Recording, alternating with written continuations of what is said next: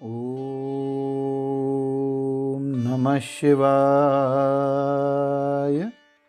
श्री शिव महापुराण कोटि रुद्र संहिता 25वां अध्याय। सूत जी बोले, हे ब्राह्मणों, किसी समय गौतम ऋषि ने अपने शिष्यों को जल लाने हेतु भेजा और वे हाथ में कमंडलू लेकर भक्ति पूर्वक वहां पहुँचे। उस समय जल लेने के लिए आई हुई ऋषि पत्नियों ने जल के समीप में गए उन गौतम ऋषि के शिष्यों को देखकर उन्हें जल लेने से रोका। पहले हम ऋषि पत्नियां जल ग्रहण करेंगी, इसके बाद तुम लोग दूर रहकर जल ग्रहण करना, ऐसा कहकर उन्हें धमकाया। तब वहां से लौटकर उन शिष्यों ने यह बात ऋषि पत्नी से कही।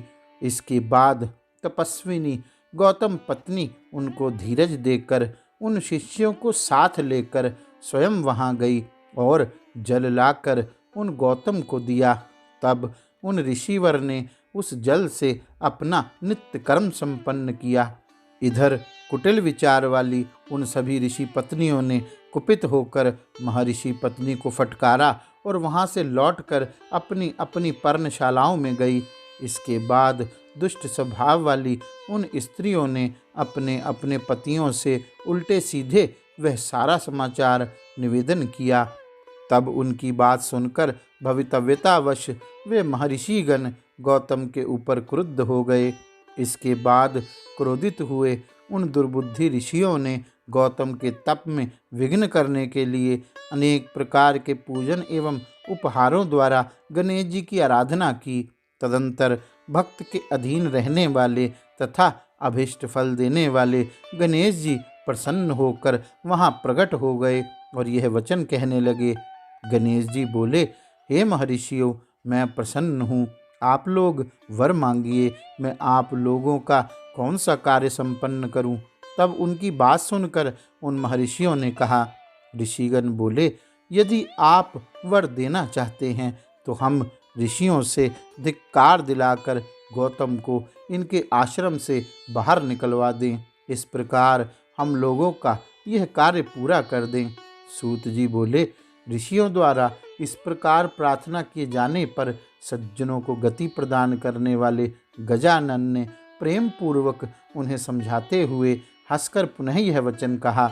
गणेश जी बोले, हे समस्त ऋषियों, सुनिए, आप लोग इस समय उचित नहीं कर रहे हैं। बिना अपराध के उन पर क्रोध करने वाले आप लोगों की हानि ही होगी।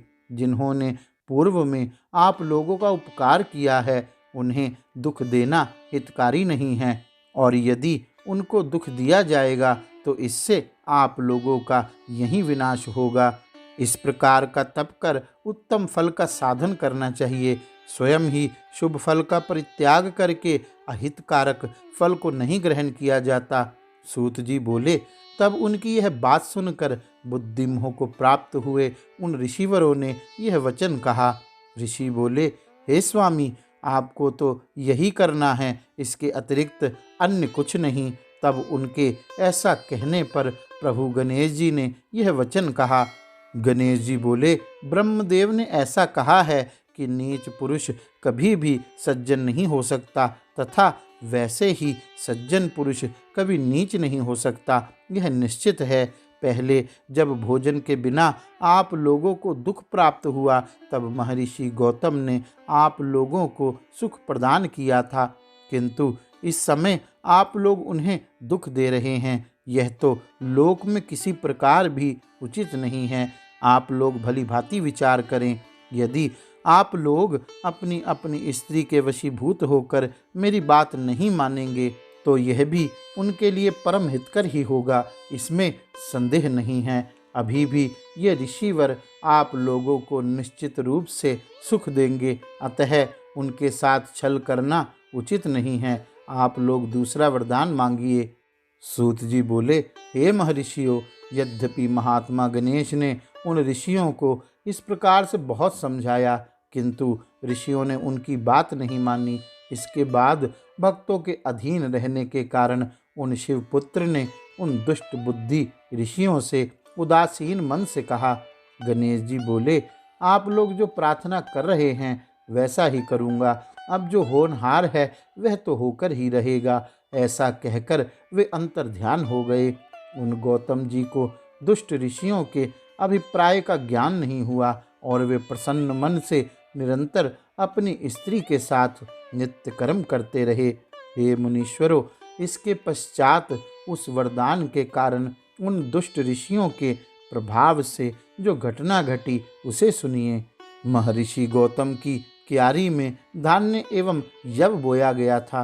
गणेश जी अत्यंत दुर्बल गौ का रूप धारण कर वहां चले गए। हे मुनि सतमो, उस वर के कारण कांपती हुई वह गायें यव तथा धान चरने लगी। इसी बीच दैव योग से महर्षि गौतम भी वहीं पहुंच गए और वे दयालु उस गाय को तिनकों से हटाने लगे। तब उन तिनकों के स्पर्श मात्र से गाय पृथ्वी पर गिरी और उसी क्षण उन ऋषि के देखते देखते मर गई। तब कपट से गुप्त रूप धारण करने वाले ऋषि एवं दुष्ट ऋषि पत्नियां सभी कहने लगी कि गौतम ने क्या कर डाला। हे विप्रो, आश्चर्य में पड़े हुए गौतम ने भी अहल्या को बुलाकर व्यथित मन से दुखपूर्वक कहा। गौतम बोले, हे देवी, यह क्या हो गया, कैसे हुआ? क्या परमेश्वर कुपित हो गए? अब मैं क्या करूं, कहाँ जाऊं? मुझे गोवध का पाप लग गया। सूत जी बोले, इसी बीच वहां के ब्राह्मण गौतम को तथा ब्राह्मणियां अहल्या को धिक्कारने लगी और कटु वचनों से उन्हें कष्ट देने लगी। दुष्ट बुद्धि वाले उनके शिष्य तथा पुत्र भी गौतम की निंदा करके बार बार उन्हें धिक्कारने लगे। ऋषि बोले, हे गौतम, तुम्हारा मुंह देखने योग्य नहीं है। चले जाओ, चले जाओ। गो हत्यारे का मुख देखकर सदैव वस्त्र सहित स्नान करना चाहिए। जब तक तुम इस आश्रम में रहोगे तब तक देवता तथा पितृ हम लोगों के द्वारा दिया गया कुछ भी ग्रहण नहीं करेंगे। इसलिए हे गोघातक, हे पापकारक, तुम परिवार सहित अन्यत्र चले जाओ। तुम विलंब मत करो। सूत जी बोले, ऐसा कहकर वे सभी गौतम को पत्थरों से मारने लगे और गौतम पत्नी को भी दुर्वचनों से बहुत अधिक दुख देने लगे। उन दुष्टों के द्वारा पीटे तथा अपमानित किए गए महर्षि गौतम ने यह वचन कहा, हे मुनियों, मैं यहाँ से चला जाता हूँ और दूसरी जगह निवास करूँगा। तब ऐसा कहकर गौतम उस स्थान से चले गए और 1 कोस की दूरी पर जाकर उनकी अनुमति से आश्रम बना लिया। वहाँ भी जाकर उन ब्राह्मणों ने कहा, जब तक गौ हत्या का पाप है तब तक तुम्हें कुछ नहीं करना चाहिए। वेदानुमोदित देव अथवा पितृ कार्य में तुम्हारा कोई अधिकार नहीं है। इस प्रकार आधे महीने का समय व्यतीत करके उस दुख से व्याकुल हुए महर्षि गौतम ऋषियों से प्रार्थना करने लगे। गौतम जी बोले, आप लोग कृपा कीजिए और बताइए कि मैं क्या करूं। जिस तरह मेरा पाप दूर हो सके वह उपाय आप लोग बताइए। सूत जी बोले, उनके इस प्रकार पूछने पर भी वे ऋषिगण कुछ न बोले। तब वे सब जहाँ स्थित थे वहाँ जाकर गौतम अत्यंत विनय पूर्वक सेवा भाव से पूछने लगे। गौतम ने दूर रहकर उन श्रेष्ठ ऋषियों को प्रणाम करके विनय युक्त होकर पूछा कि अब मुझे क्या करना चाहिए। उन महात्मा गौतम के इस प्रकार पूछने पर उन सभी मुनियों ने परस्पर मिलकर यह वचन कहा।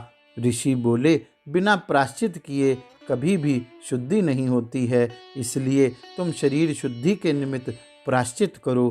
तुम अपने पाप को प्रकाशित करते हुए 3 बार पृथ्वी की परिक्रमा करो, फिर यहीं आकर मास व्रत का अनुष्ठान करो। इसके बाद 101 बार इस ब्रह्मगिरि की परिक्रमा करने से तुम्हारी शुद्धि होगी।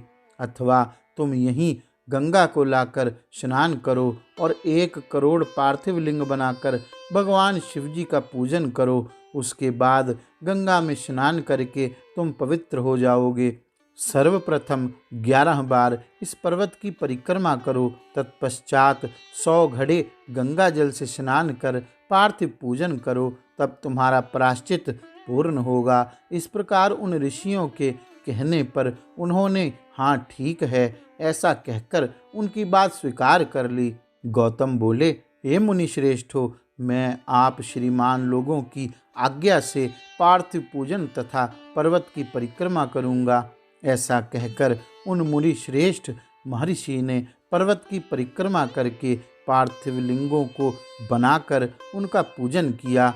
उन साध्वी अहल्या ने भी वही सब किया। उस समय उनके शिष्यों तथा प्रशिष्यों ने भी उन दोनों की सेवा का कार्य संपादित किया। इस प्रकार श्री शिव महापुराण के अंतर्गत चतुर्थ कोटि रुद्र संहिता में गौतम व्यवस्था वर्णन नामक 25वां अध्याय पूर्ण हुआ। गौरी शंकर भगवान की जय। ओम नमः शिवाय।